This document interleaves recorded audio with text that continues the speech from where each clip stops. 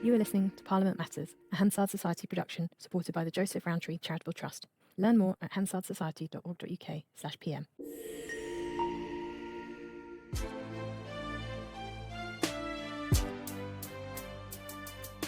Welcome to Parliament Matters, the podcast about the institution at the heart of our democracy, Parliament itself. I'm Ruth Fox. And I'm Mark Darcy. Coming up this week.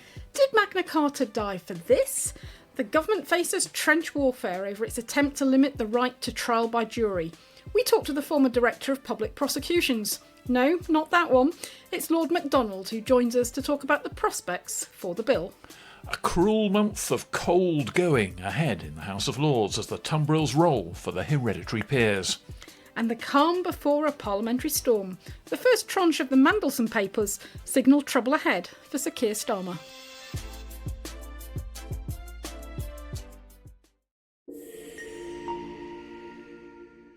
But first, Ruth, we're bracing for a parliamentary battle royal over the Courts and Tribunals Bill, which will, amongst other things, restrict the right to jury trial for a certain category of offences. It's one of the biggest changes to the right to a trial by a jury of your peers for decades, and there's strong opposition on the Labour benches, led by backbencher and barrister Carl Turner, as well as from the opposition parties. And there may be even stronger opposition lying in wait in the House of Lords.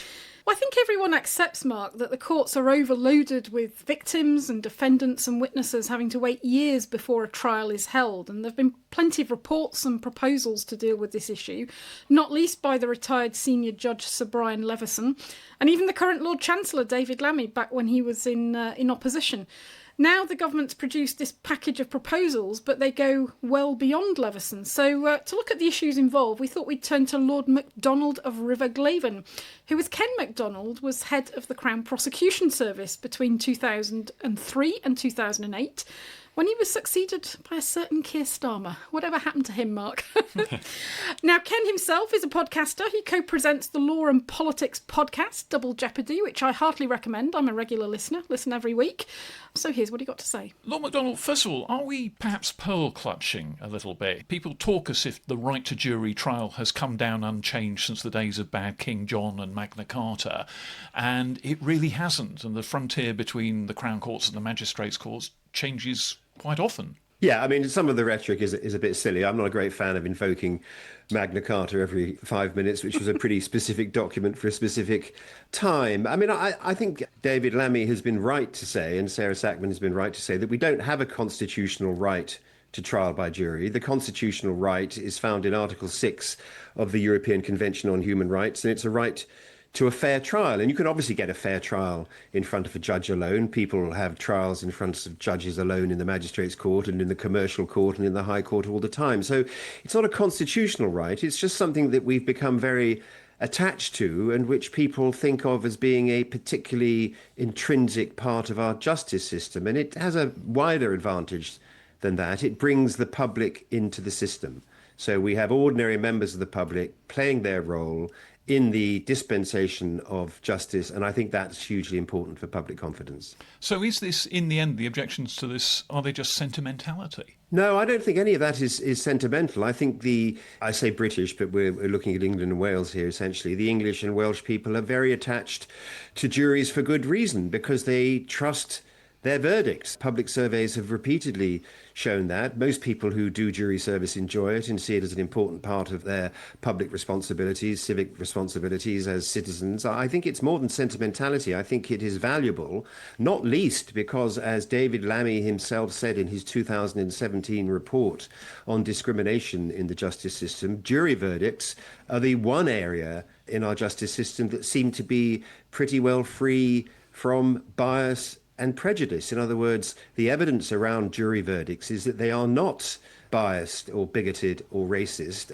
There are not disparate outcomes according to the colour, race, ethnicity, culture of the defendant. And I think that's a very valuable part of the system that is very well worth preserving. And I'm surprised that Mr. Lammy is not paying more attention to it. Well, I think that's one of the interesting questions that came out in the second reading debate, Lord Macdonald, that actually a number of MPs were making the point that David Lammy had defended jury trials to the hilt previously. Can we unpack exactly the detail of what on jury trials he is actually proposing in this bill? What is it that he proposes to do? And then we'll come on to the why. It's important to explain, I think, how we categorize cases at the moment. We have three categories of cases. The less serious ones are called summary-only cases, and they're tried in a magistrate's court, either by a professional district judge or by two or three lay magistrates, members of the public who have been appointed magistrates. We then have what are called either-way offences, and at the moment, an either-way offence can be tried in the magistrate's court or the Crown Court, and the defendant himself or herself gets to choose. Finally, we have a category of cases which are called indictable only offences, and these are the most serious offences: murder, rape, GBH, and so on, grievous bodily harm, serious assaults.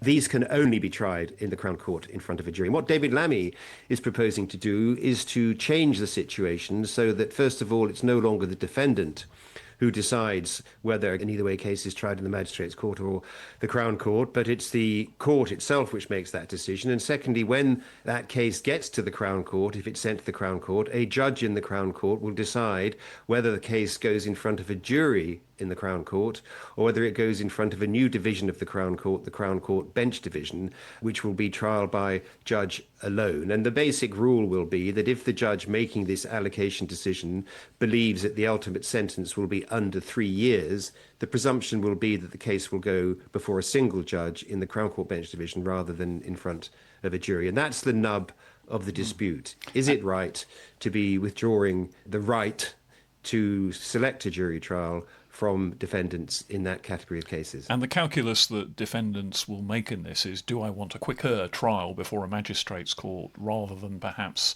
having to wait quite a long time to go before a jury of my peers in the Crown Court? And is a jury of my peers more likely to find me innocent than a magistrate would? I think most people who elect Crown Court trial think that the process of trial by jury is going to be fairer. I mean, I'd practiced criminal law for longer than I care to mention, and I think that was the calculation that most of my clients were making. They felt that they would get a fairer trial, for which I suppose you might read a greater chance of acquittal in the Crown Court and less of a chance in the Magistrates' Court. And clearly, from what the government has said, the big driver of this is a desire to cut the backlog of cases in the Crown Court, which apparently is something like 80,000. But it seems to me that one of the things, again, that came through the second reading debate is almost a Peter and Paul question here, that you cut the backlog in the Crown Court, but are you not then adding to the backlog in the Magistrates' Court? And there just seems to be a real concern that this is quite a blunt instrument to deal with a backlog when there are a whole other set of non-legislative measures that could be taken to help with it. Well, there are two questions here. The first one is, what on earth is going to happen to the Magistrates' Court, which is already deeply stressed? I mean, there was an article in the Times a few months ago. They sent a reporter, I think it was the Times, they sent a reporter down to a Magistrates' Court somewhere in southeast England to see what was going on. And the reporter was absolutely appalled by the dysfunction and state of chaos in that court.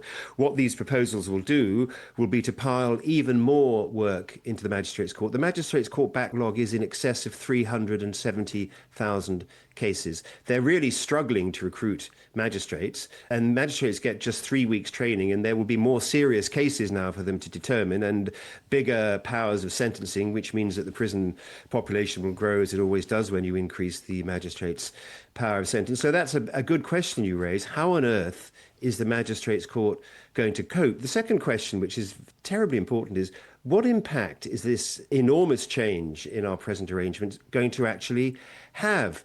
The Institute for Government, in a very good piece of analysis, better than any produced yet by the government, I think, assessed that the Crown Court Bench Division, the reallocation of some cases to that division, will save only between 1.5% and 2.5% of total Crown Court time. And that's because most of these cases that go to the Crown Court Bench Division will be shorter cases. And a lot of the Crown Court's work isn't to do with contested cases at all. It's administrative hearings. The cases which it does hear and will continue to hear under these arrangements are the longer and more complicated ones. The question has to be asked, and really MPs and peers have to ask themselves, do we really want to abolish something as fundamental and as much loved by the British people as jury trial to save a maximum of 2.5% of time in the Crown Court if at the same time we're going to be piling more and more work into the profoundly struggling Magistrates' Court? So I think it's a question of pragmatism as much as one of principle. I don't think this is going to work. This sort of institutional upheaval is always very damaging in terms of efficiency. None of the participants want it, The judges in the Crown Court don't want it. The barristers don't want it. It's going to cause an enormous amount of upheaval, and the gains are going to be really quite small. In fact, I would say tiny. The other thing that struck me is looking at the bill papers, as we do on this podcast and at the Hansard Society, and you're a parliamentarian now of, 16 years standing. So you look at these issues not just as a barrister, but also as a parliamentarian. I was very struck by the impact assessment. The document that is provided that sets out the department's case is supposed to set out the analysis of the pros and cons of the policy and the options that have been looked at. And this impact assessment for this bill basically says that it's looked at two options. It's looked at do nothing or do this, which seems to me pretty extraordinary when there are a whole set of other things that barristers, judges and so on have proposed that could be done, to not include any of that in the analysis. It's totally bizarre. And not to include all of the suggestions that Sir Brian Levison has made in the second part of his report around other efficiencies. I think everyone who works in the system knows that there are dreadful inefficiencies that need to be resolved. A lot of them have been caused by the absolute starvation of funding for the justice system over the years. Prisoners not brought to court, not enough lawyers. 4% of Crown Court trials last year didn't start on the day they were supposed to start because there was no lawyer available, because legal aid is so low, no one wants to do criminal law anymore. We've had courtrooms empty, listing practices are archaic. There are all sorts of efficiencies that could be made to increase productivity, as the Institute for Government has convincingly argued. I would say one other thing about the impact report, Ruth, which I found profoundly alarming, and that was the equalities aspect of it. I mean, I mentioned David Lammy's 2017 report and his faith in the ability of juries to do justice without bigotry. The Equalities Report points out that the threshold for legal aid is lower in the Magistrates' Court than it is in the Crown Court. So many of these defendants would have qualified for legal aid had they exercised their right to a Crown Court trial under the present system, but will not qualify for legal aid in the Magistrates' Court. So on top of all of the rest of the chaos, and I can tell you, unrepresented defendants in courts are chaos, we're going to have a whole swathe of unrepresented defendants in criminal cases in the Magistrates' Court with insufficient numbers of magistrates to train them. I mean, there is a real crisis in the recruitment of magistrates. The reason the government has moved away from the Lammy proposal, which was that we should have a judge and two magistrates sitting in the Crown Court Bench Division, the reason plainly, although they haven't admitted it, is because they simply cannot find people to sit as magistrates in a division like that, where they may sometimes be sitting in on trials that last several days or even a couple of weeks. So this proposal is alarming on many levels, but I certainly agree they simply haven't looked closely enough at the blockages which exist and the means which they have at their disposal to unblock those blockages to speed cases through the courts more efficiently. One of the other proposals in the bill is to extend the sentencing powers of magistrates. At the moment, a magistrate can send someone to jail for 18 months. It's going to go up to 2 years. Is that for you significant or just a blurring of the margins? What's the importance of that? Well, it's significant in one way, certainly. It means that the prison population will go up, and that's another crisis all of its own. Last time we increased magistrate sentencing powers, I can't remember which year it was in the early 20s, the prison population almost immediately increased by a significant proportion, so much so that several months later the government came back and returned the magistrate sentencing power to what it was previously, and they did that openly on the basis that they had to get a grip on the rising prison population. So that's the first thing. The second thing is that it means that more serious cases will be heard in the Magistrates' Court. And I question whether 3 weeks training is enough for judges to be handling this sort of work. I question whether there are enough people of experience to be handling this kind of work. And I seriously question whether the Magistrates' Court bench is sufficiently diverse to win public confidence in going through these sorts of cases. We've been struggling for years, and with some success at last, to diversify the Crown Court bench. There's still a very long way to go, particularly in some parts of the country with the Magistrates' Court bench. So yes, I think that is significant, and I think its impacts will be mostly deleterious. Why is there such a problem in recruiting magistrates?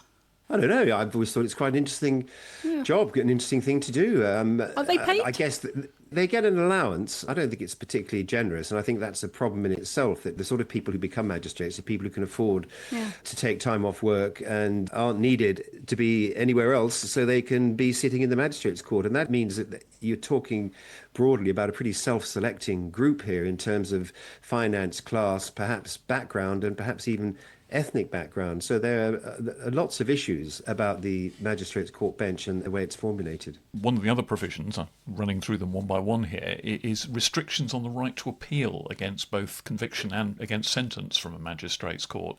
That now goes up to this new Crown Bench division, as I understand it. Yeah, there is a slight anomaly here, which is that you have more rights as an appellant when you're tried in the magistrates' court than you do when you're in the Crown Court. You have an automatic right of appeal from a decision by magistrates, and the appeal takes the form of a complete retrial of the case in front of a Crown Court judge sitting with two magistrates. That's the present system. And it's slightly anomalous that a convicted person in the magistrates has more rights of appeal than someone who's convicted in the Crown Court, who can only appeal if there's been some error of law. And I think that's probably a recognition that the magistrates' court is a place where rough justice can sometimes be applied, or at least that was traditionally what was believed, so that it was felt that defendants, people convicted in the magistrates' court, ought to have that greater power. I think the government would have to persuade us that the system of justice in the magistrates' court has improved pretty dramatically to persuade us that people convicted in the magistrates' court no longer require that extra level of protection against miscarriage of justice. I mean, I must say for my own part, this is not one of the reforms which troubles me the most. It's really the jury trial aspect of this approach that concerns me. It did sound to me as if this was one of the areas that you wouldn't necessarily die in a ditch to stop. It's something where there's at least room for negotiation on this one. Yeah, and I think there's room for negotiation on other things as well. And I think one of the interesting questions is, what can the government do, if it can do anything, to bring the potential rebels on board? I mean, we know in the second reading debate, there wasn't a huge amount of formal opposition in the sense of votes against the government, although some people abstained. But that doesn't mean anything has been resolved yet. I think it rather signals that the government is in a process, or about to embark on a process of negotiation, in particular with Carl Turner, the backbench Labour MP, who, let's be clear, is a loyalist. He's not a rebel, he's a loyalist. But he's leading the opposition here, and I think that he would be looking for very significant concessions to deal with his opposition. It doesn't sound as if the government's going to get away with just a sort of spoonful of sugar to make the medicine go down here, that there'd have to be some fairly fundamental changes. Or alternatively, are they just going to tank it through the Commons and then it lands in the laps of their lordships? They might try and do that, or they might lose. They might lose in the Commons. I mean, we've heard figures of 60, 65 Labour MPs who are desperately unhappy about this, and that only has to grow by another score or so, and we're in government defeat territory, because the Lib Dems and the Conservatives and I think Reform UK are going to vote against this. Now, I think they will have to offer concessions. I suspect the concession they might try and offer is to go back to the Leveson model and say, OK, we'll have two magistrates in the Crown Court Bench Division, and that's a lay element, a public element, which is not quite a jury, but sort of a jury, and that clears up that problem. But I think the real issue with that is going to be the practical one. Can they find the magistrates? And I think they will really struggle, which is, as I say, is why I think they moved away from Leveson on that one. They just don't think they can do it. So they may, in desperation, propose that. I would myself not support it. I don't think it is a good solution. I don't think the case has been made for abolishing jury trial in this category of cases, and I don't think a 1.5% to 2.5% saving of court time in the Crown Court is anything like enough of a gain to justify the disruption and distress that this reform is going to cause. Can we just look ahead at what might happen in the House of Lords? I mean, it seems to me that the government might have to make concessions to get it through the Commons, or it might just have enough of the numbers to get it through. But who knows what those concessions might be, but it might not be enough for their lordships. This was not in the manifesto, so it's not a bill that's bound by the Salisbury Convention. The last time the House of Lords rejected a bill at second reading was the Fraud Trials Without a Jury Bill in 2006-7. You think about the government's legislative programme, if peers wanted to play legislative hardball, particularly on the opposition and crossbenchers, politically this is one where, as a matter of principle, you could imagine peers digging their heels in. There's an awful lot of people with legal experience in your House. I think that certainly is a possibility, although it's worth pointing out that the lawyers in the House are not of one mind here. One or two of the senior former judges signalled their support for the Leveson approach. The bench is rather split on this. I think some of the more senior judges are more favourable to these reforms. The circuit bench, the Crown Court bench, is almost universally opposed to them. But if one or two of the more senior judges in the House of Lords on the crossbenches signal support, that might water down opposition somewhat because they're very influential. But I think there will be an awful lot of peers who are deeply hostile to this, including some of the legal peers. And I would predict, one never knows, but I would predict a pretty rocky road for the jury reform proposals in the House of Lords. And I think that there will be lots of amendments put down, and I think that peers will be looking for some significant concessions from the government if this is to get through. It's going to be a struggle. It's going to be a hard grind, I think. The government's been saying that it wants to get this legislation onto the statute book by the end of the year. That timetable would normally seem perfectly feasible, but if there starts to be the kind of resistance to this bill that we've seen, for example, over the assisted dying legislation, and it does strike me as an issue where peers might just dig in their heels, that timetable may suddenly look rather unattainable. Yeah, I mean, assisted dying is not a perfect analogy because that's, if I may say so, a blatant filibuster. And everyone in the House We've been having this argument. Everyone knows it's a filibuster, including those engaging in it, although they hotly deny it. I don't think we'll see that level of delay, but I think we could see delay which makes the government's programme look increasingly difficult to achieve. This is a sort of issue that some peers will feel very strongly about. I mean, one goes back to the control orders question. These sorts of civil liberties issues, it's rather an anomaly, isn't it, that the House of Lords, the ancient chamber, the aristocratic chamber, has become the great defender of civil liberties and has been really since the turn of the century, if not before. It's always in the House of Lords that these things get very sticky for governments, these sorts of civil liberties questions, and I predict that this will be no different. And if the bill is still in play into 2027, suddenly you're in the glide path to a general election and the political costs for the government go up exponentially the longer that they're forced to relive this agony. Yeah, I think such polling as has been done shows that people are strongly supportive of the right to jury trial. I certainly don't think this is an election-winning issue for Labour. I mean, I understand they've done some internal polling which shows that it's not a great issue on the doorsteps, and I'm sure that's right. When people are asked whether they would like to retain the right to jury trial or not, the majorities in favour are very large, for reasons that I think are quite understandable. I suppose a lot will turn on the mood of their lordships, and as you said, it's the kind of issue where they have got a cover to dig their heels in and see themselves as the defenders of ancient liberties and so forth. But is the mood of the House there for that yet, do you think? Well, it hasn't come to us yet, but I've had conversations with people across the House, and I'm distressed to say that the words Magna Carta have been used quite a lot in those conversations. Look, there's a strong feeling here that this is an important part of British tradition, culture, history, heritage. What was it John Mortimer said? The Brits will be remembered for three things: Shakespeare, bacon and eggs for breakfast, and jury trial. I quoted this to Brian Levison recently, and he rolled his eyebrows, and I don't blame him. But it is an important part of how we see ourselves as a country, that we have trial by jury. And I think people will feel strongly about it, and I think some people will feel very strongly about it. Ken Macdonald, Lord Macdonald, thanks very much indeed for joining Ruth and me on the pod today. Well, it's been a great pleasure, and thank you very much for inviting me. Thank you. So, Mark, what happens next? I mean, we've just heard hot off the press that Sir Brian Levison will be appearing before the Justice Committee next week to discuss the bill. One of the big issues, of course, we haven't touched on in the discussion with Lord Macdonald is the impact of court delays on trials for rape cases. That's featured an awful lot in the second reading debate, notably because of the extraordinary speech by Charlotte Nichols, the Labour MP who waived her right to anonymity and said that she had been raped after attending an event in her capacity as an MP. And she'd had to wait over 1,000 days, 1,088 days precisely, to go to court. And she talked very powerfully in that debate about the agony of dealing with that on each and every one of those days, and how it was exacerbated by the fact that, as an MP, the mental health consequences of her trauma played out in public. And she'd got some incredibly strong words for her front bench. I think it's worth, for listeners, just having a listen exactly to what she said. In this debate, experiences like mine feel like they've been weaponised and are being used for rhetorical misdirection for what this bill actually is. The violence against women and girls sector haven't had the opportunity to come together to discuss it, and the government's framing and narrative has been to pit survivors and defendants against each other in a way I think is deeply damaging. And then she went on to say, There is so much that we can be doing for rape victims that isn't the Lord Chancellor using them as a cudgel to drive through reforms that aren't directly relevant to them.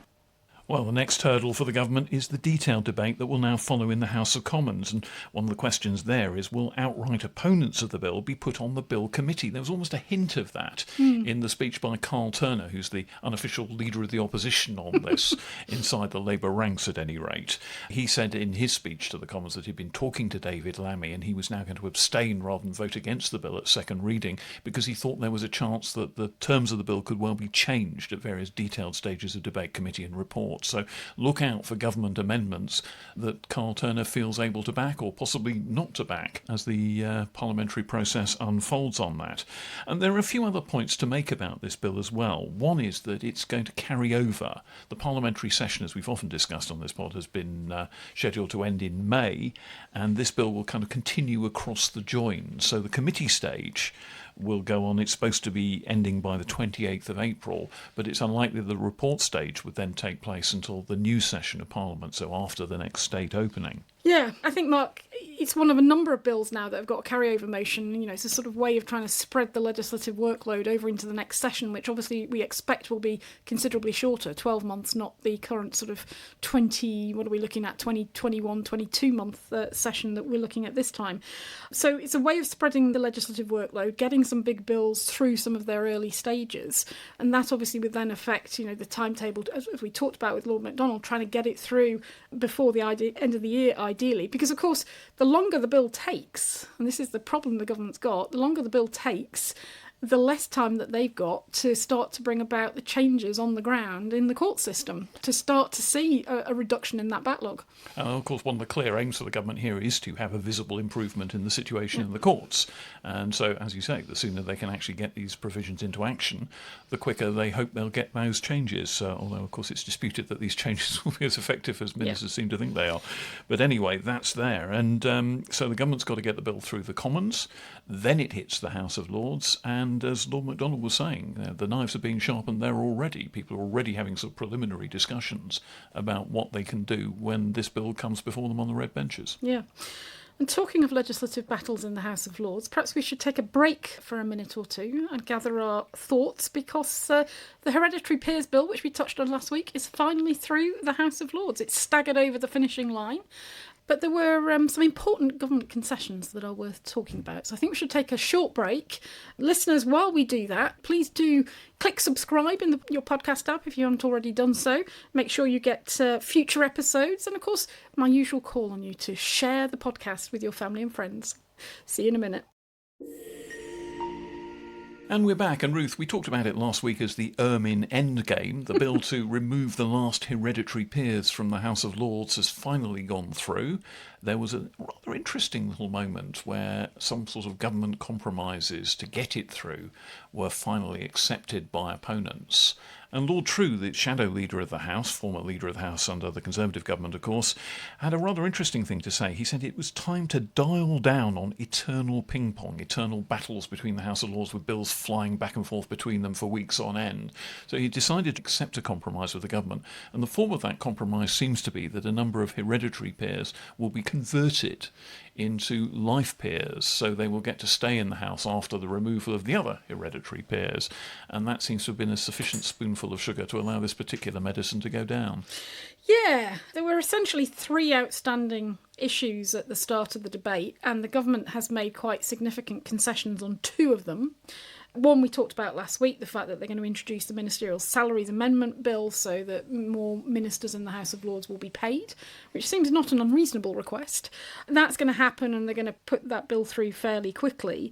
But then the important one, and the one that we don't have exact detail on, but has clearly been a product of discussions in the usual channels, the business managers in the House of Lords, with the official opposition, the Conservatives and the crossbenchers, is that they are going to be offered an agreed number of life peerages. Now, I didn't see in the debate exactly how many, but I've seen in the press reports 15. I don't know whether that's accurate or not.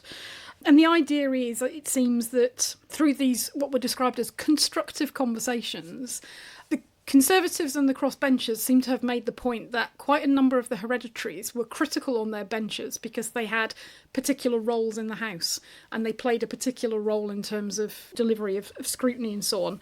And they wanted basically to retain these particular figures. So the idea is that they'll leave the House at the end of this session. So they'll have to leave end of April, beginning of May, whenever the prorogation happens. Then at some point shortly thereafter, they will be appointed as life peers and they'll come back into the House. And the Conservatives will get X number of them and the crossbenchers will get a few as well. And then they will have seats in the House to be legislators for as long as they want, until such time as they choose to retire or die in situ, I guess. Or Lord's reform takes place. Yeah, or reform. It's probably the least likely of the three. Yeah, but... quite. But the other aspect of this is to balance this out in terms of, because we've talked on the podcast a number of times about the growing size of the House, that the Conservatives and the crossbenchers, particularly the Conservatives, under some pressure to encourage members on their side of the House, life peers who were considering retirement, to basically speed it up, so that if they are serious about retirement, to basically do it now rather than waiting perhaps another year or so that the numbers don't grow too much. So and rather like a butler ushering out a guest who's overstayed their welcome. Yeah, and we've already heard one announcement this morning, in fact, as we're recording on Thursday.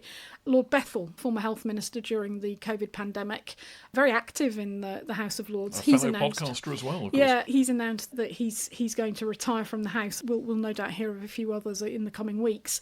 So that appears to be the deal, but it's an agreement that's been made in what was described as good faith for the proper functioning of the House and the official opposition. That's the words of Baroness Smith of Basildon, the leader of the House of Lords. So the deal is done, but Ruth, I'd like to take this opportunity to push back a bit against some of the total bosh that's been written about the hereditary peers.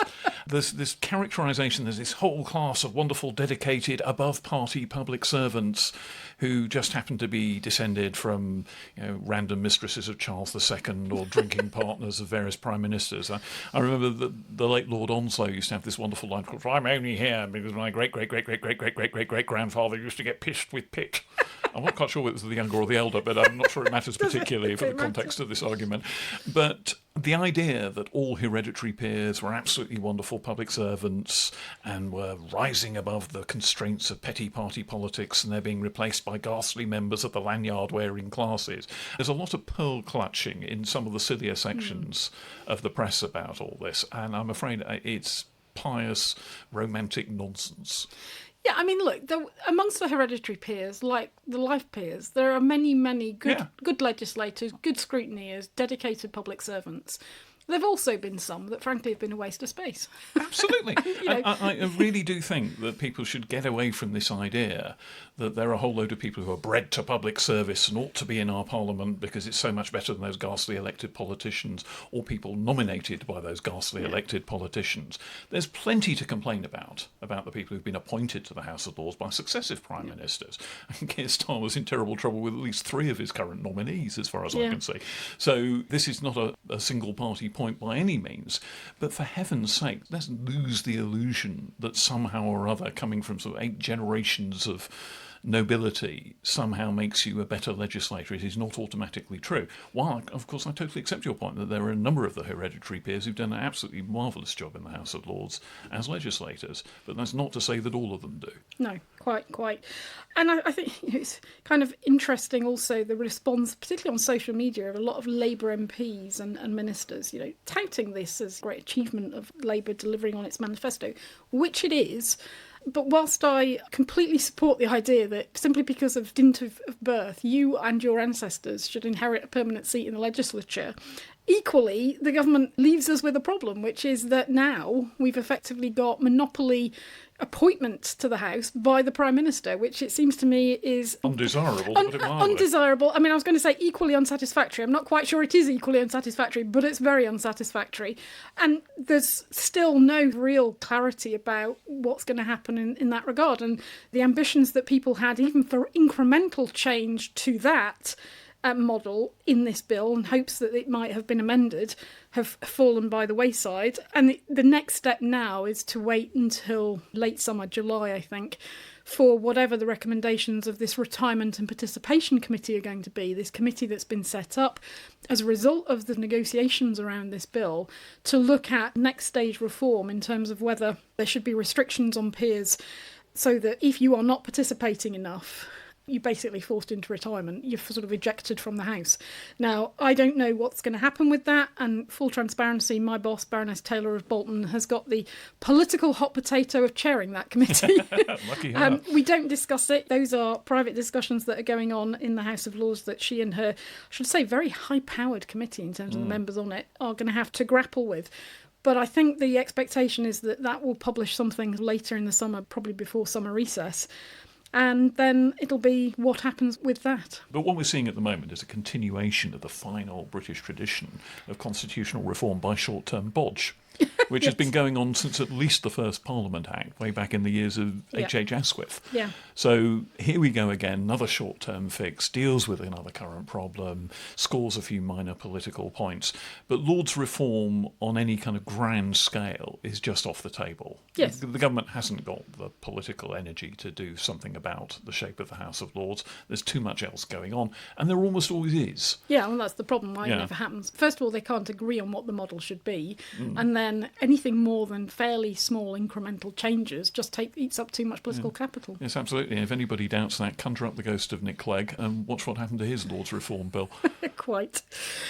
Well, Mark, let's shift our gaze to the House of Commons, because there's been a few strange things going on that the Speaker has been calling out. Yeah, Mr. Speaker seems to have been in a particularly grumpy mood. Maybe some kind of internal threshold has been passed where he's just sick of bad behaviour.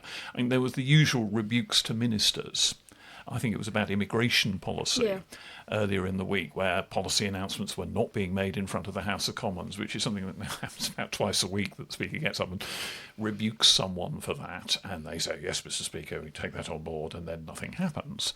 But then there was a member of the Commons was ejected from Prime Minister's question times, the MP for Bracknell. Peter Swallow. Peter MP. Swallow.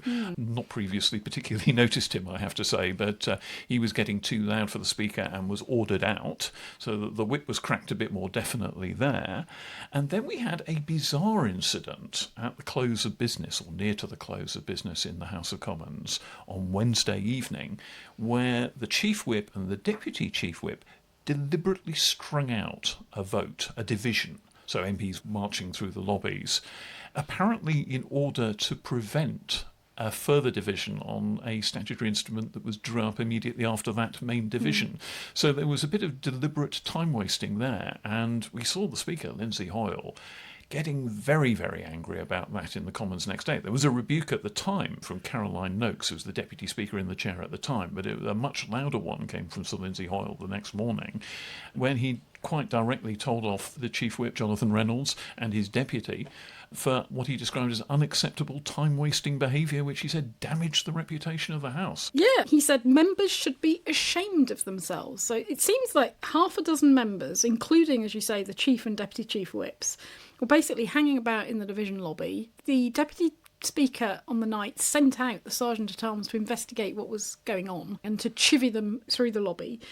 What seems to have happened is that an MP was claiming to be ill, and the Speaker subsequently said, suddenly had discovered at 7 p.m. that they'd recovered. Like they rose up and walked. Which rather reminded me, as you know, I'm a football fan, it rather reminded me of football fans getting very frustrated at players going down to time waste, and then suddenly a remarkable recovery and being able to get up and play immediately after. So what seems to have happened is they've basically strung out the vote. Now, for listeners' benefit, there's a 7-8 minute time limit before the door closes to get into the division lobbies. And by the time they've done all the counting and sort of married things up, it roughly takes 12 to 15 minutes is what they aim for. They took 22 minutes for this division, and it was described by the Speaker as beyond the pale. And the Sergeant-at-Arms, having been sent out to chivvy them along in the division lobby, he seems to have been ignored. And this also has caught the ire, understandably, of the Speaker, because he basically said the sergeant lost his authority. MPs said they were ill and then suddenly were not. And what this seems to be about is that as the vote was coming up to 7 p.m, they wanted to get past the 7 p.m. barrier, the cut-off time, so that the Conservatives who wanted to oppose 2 of the 3 statutory instrument motions that were on the agenda next Having got through that 7 p.m. cut-off time, their objection couldn't be put to a division. It would be deferred to business next week. So it would be a deferred vote on paper next Wednesday. So basically, they were time wasting in order to avoid another vote, presumably because the government whips had miscalculated and didn't have enough of their troops near the chamber to win another vote before 7 p.m. And the whole House knew what the game was, Yes. because audibly, just as the cut-off point was being reached, the moment of interruption, what you could hear in the chamber was a number of MPs counting down. So it's 10, 9, 8, it's just like Thunderbirds. To 7 o'clock. Except that Thunderbirds won't go in this particular case, and suddenly the division was off. Yeah, it meant that the Conservatives couldn't get a vote on the statutory instrument. Speaker said the morning after, if the whips can't manage their business, they should go on a training exercise rather than breaching the rules of the House. I think it was the site, actually, because you could see all this on the TV feed of these events. It was the site of the Chief Whip, Jonathan Reynolds, patting one of his whips on the back as the moment came, and it was clear that they'd avoided having this division they were trying to avoid. Whips on both sides play these games from time to time. But the Speaker was outraged. He talked about Westminster being a global leader amongst parliaments and that this is not the kind of good behaviour you expect, and they should be ashamed of themselves. Well, the general impression was he thought the Mother of Parliaments was on the gin, and he was actually suggesting that he wanted letters of apology from all those involved, presumably from the Chief Whip down. I don't know quite what happens if he doesn't get them. Maybe people find themselves mysteriously not being called to speak when they want, or otherwise put through parliamentary contortions. But speakers have their ways of getting revenge if they're dissed. So I think it would be very wise for those involved to pen a suitably grovelling letter as soon as possible. Yeah. And just to stop any letters coming in to us from our listeners, just to point out, Westminster is not the Mother of Parliaments. We know it's England. With that, let's take a break and come back in a minute and talk about, what's been going on in response to the humble address to get the Mandelson papers. A very interesting subject indeed. Join us in a moment. And we're back. And Mark, we've spoken a number of times on the podcast in recent weeks about the humble address, calling for this huge trawl of papers related to the appointment of Peter Mandelson as our ambassador in Washington. We finally got the first publication this week, about 130 odd pages, I think it was, in a searchable PDF on the government website. Go to the Cabinet Office website if you want to have a look at it. We'll put a link in our show notes as well. What did you make of it? Well, there were several interesting documents that emerged from this sort of document dump. There was a bit of discussion about the severance payment that Peter Mandelson was given, 75 grand, when he ceased to be the British ambassador, a lot less than he was initially asking for. He was asking for $500,000, wasn't he? Full payment of his contract. A middle-class chap of modest taste could probably manage on that for a little while. That was one thing. I think that's almost a side issue compared to the most important document, which was the assessment of the potential reputational risks and the assessment of what the government knew about his relationship with Jeffrey Epstein, the convicted paedophile at the centre of this vast influence trading ring. And I think that that's the document that hurts most, because it is absolutely clear that there were considerable concerns and a lot was known. And the initial defence of we didn't know the full extent of the relationship, we didn't know how long it continued, rather disintegrates in the face of that particular document. So there's a lot there that is quite corrosive for Sir Keir Starmer, and there's more to come. Now, the briefing at the moment is that the more to come may to some extent exonerate him. Well, I take that with a little bit of salt, to be honest. But this is a problem for him now, because we wait till after the May local elections, and if Labour does, as a lot of people expect, very badly in those, then his leadership will be in question again, and this will be a kind of contributory factor to that slow-motion leadership crisis that he seems to be permanently mired in. Just to go back to what he said in February, he said Mandelson had portrayed Jeffrey Epstein as someone he barely knew, and when that became clear and it was not true, I sacked him.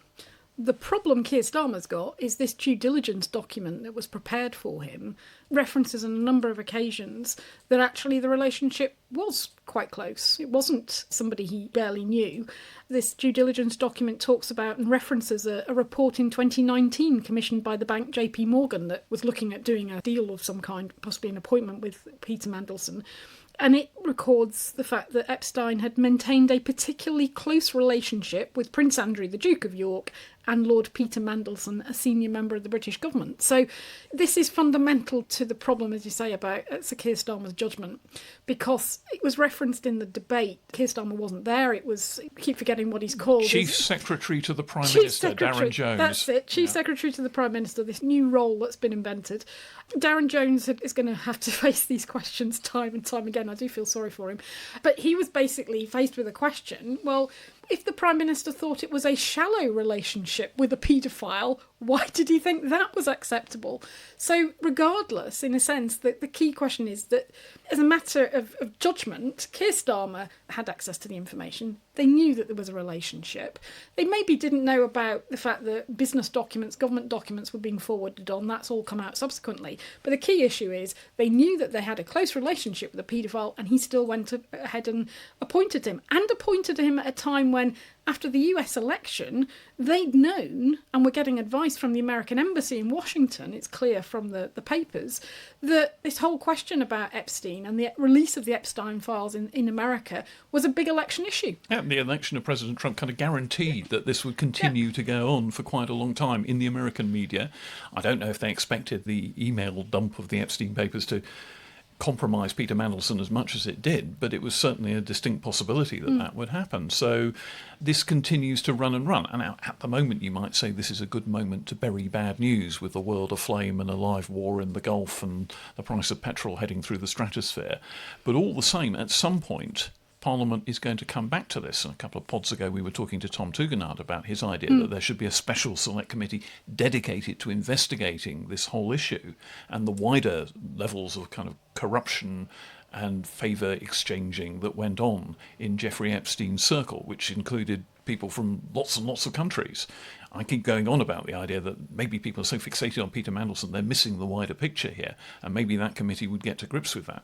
But at some point or other, Parliament is going to have to reach a verdict on it, and at the moment the omens don't look good for Sir Keir. I mean, you've got to say this is a very un-Starmer-like decision to take such a risk in appointing Peter Mandelson the way he did, and it's maybe an odd decision that he's going to pay quite a price for. The other thing that comes through the papers is who was providing the advice. I mean, it seems slightly odd that, yes, of course, you'd take advice from your chief of staff, then Morgan McSweeney, but, you know, so your national security advisor, Jonathan Powell, who's worked with Peter Mandelson in the past, knows obviously him quite well. Tony Blair's chief of staff and someone who had long Mandelson experience, you might say, had gone through 2 sackings of Peter Mandelson with him. Yeah, and he appears not to have really been involved in the discussion or engaged in the discussion, and only subsequently, last September, when all this came out and Downing Street were clearly investigating what had happened, when he was asked about the process of the appointment, he talked about, in a phone conversation, it had been a, quote, weirdly rushed appointment. But he seems to have been not involved in it, which itself seems odd. Certainly, in recent months, it's been briefed that Jonathan Powell was pushing for his appointment and David Lammy was not at the Foreign Office when he was Foreign Secretary. And in fact, the papers suggest that the reverse is true. So again, there's some sort of odd political shenanigans going on behind the scenes.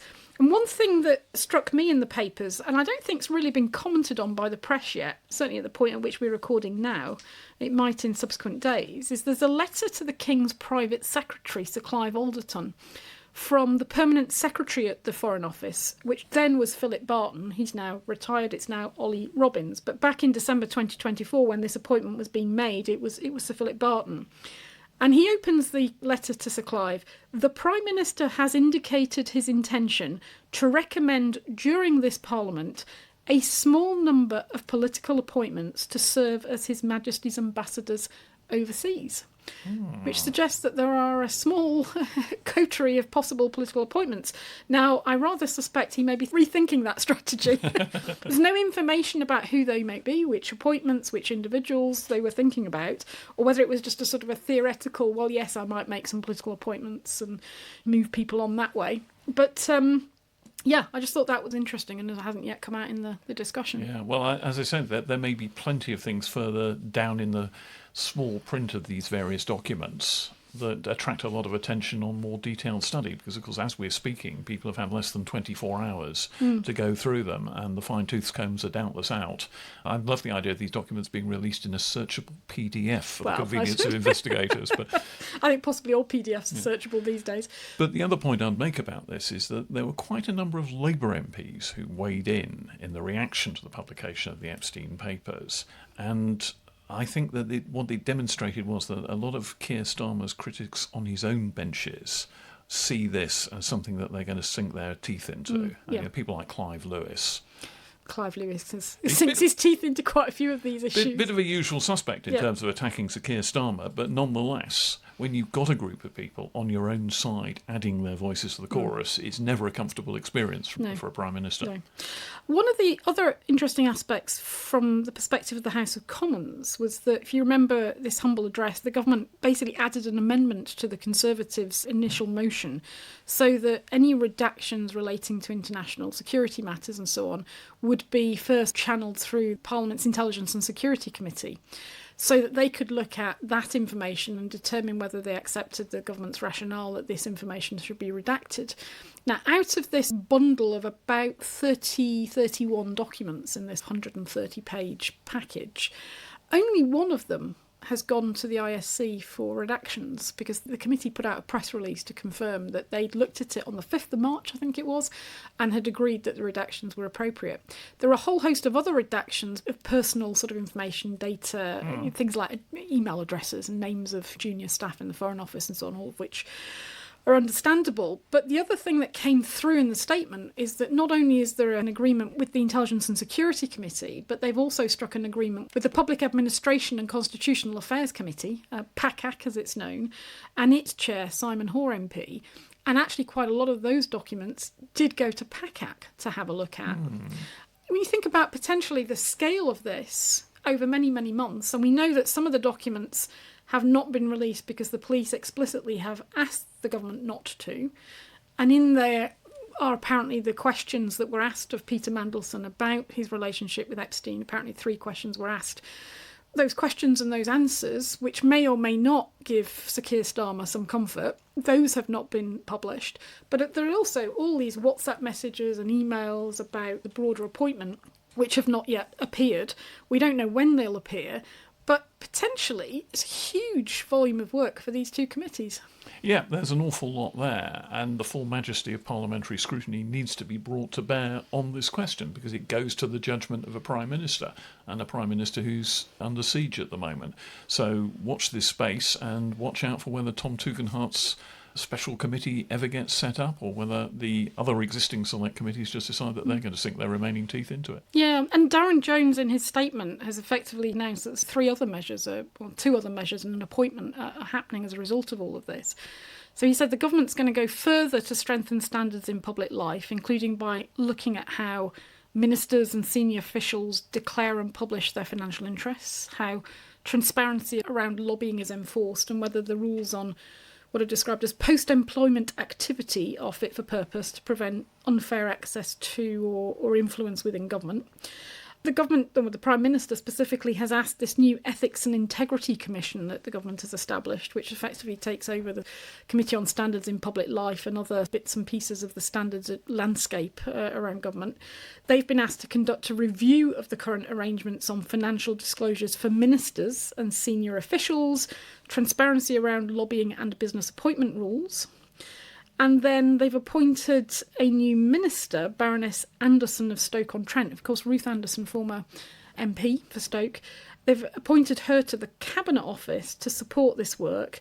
It was described as to deliver the government's agenda on ethical standards and constitutional affairs. So, a lot going on in the weeds. Again, though, it's always the case that we suddenly get action on standards and transparency, the kinds of things that organisations like us and lots of others, Transparency International and so on, have been urging for a long time. You suddenly get a bit of action when there's a crisis, and it's all a bit too late. And they add a new layer, and they possibly add a new regulator of some kind, and the whole landscape just becomes increasingly complicated. And Ruth, a quick change of subject here, because I just wanted to note another important development going on at the moment, which is that the Commons Treasury Select Committee, under its chair, Meg Hillier, is going to be taking a look at the student loans issue. And this has really come up to the boil quite quickly recently, the realisation that an awful lot of people who are in the process of paying for their university education under the student loan system are facing ever-increasing debt. They're not even managing to pay down their debt. And I'm intrigued by this from a number of points of view. First of all, it's a huge policy problem for the government, because you've got people who you'd hope would be starting families, starting businesses, embarking on careers, buying houses, completely bogged down by the weight of their student debt. And that is not a good thing for the economy, and is certainly not a good thing for attracting votes for the governing party either. At the same time, you've got to find a way to try and reduce that debt that doesn't cost the government more money than it has available. And Meg Hillier is a very good person to have a look at that, from her days as the chair of the Public Accounts Committee in the previous Parliament, her days now as the chair of the Treasury Select Committee, as a former minister. She's got a grasp of the realities of how government works. And I'm wondering whether she's decided to do this off her own bat, whether maybe there's been a discreet ask that this is a good way to start pitch rolling for changes that the government could make and identify things that could command a consensus. So it's quite an interesting exercise, because this is a policy area where the government is really going to have to act. Yeah, there's no doubt, given the degree of public attention that's now attached to it. I mean, this is another one of the economic hot potatoes the government's got on its agenda, which could, upend quite a lot of its plans, because the scale of what we're talking about is billions of pounds again. So it'd be interesting to see how the Treasury Committee proceeds. I mean, as you say, I rather doubt, because it's not in the way of ministers often to do this, I rather doubt that Rachel Reeves has whispered in Meg Hillier's ear and said it would be helpful if you could do an inquiry. I suspect Meg Hillier's looking ahead a bit further down the road and thought, actually, this is an ideal scenario in which the committee can helpfully propose some ideas for how you might resolve this and get a bit of cross-party consensus around the select committee table, and then put that to the government and encourage the government to a bit of action. And it also helps put the pressure on the government to come up with a package, a plan to deal with it. At least spur ministers into bringing forward their own ideas. I suppose the question is whether the word helpful in your sentence just now has large scare quotes around it, or whether it's just to be taken literally that it would actually help the government. Well, it's one to watch, Mark. So we'll no doubt keep an eye on it. And I don't know, maybe even we'll get Meg Hillier in to talk about it in the near future. But I think that's probably all we've got time for this week. It's been a busy week, so I will see you next Thursday. Well, indeed, when hopefully we'll be able to deal with a few listeners' questions. We've had a few piling up. Yeah, apologies to listeners. We've had such a busy few weeks. We haven't managed to find a bit of time to deal with listeners' questions. So we'll get through a bit of the backlog. But if you have got questions, get them into us. Send them into us by social media, or either use the link to the question form on our podcast show notes in your app, and we'll deal with them next week. See you then. Bye-bye. Bye.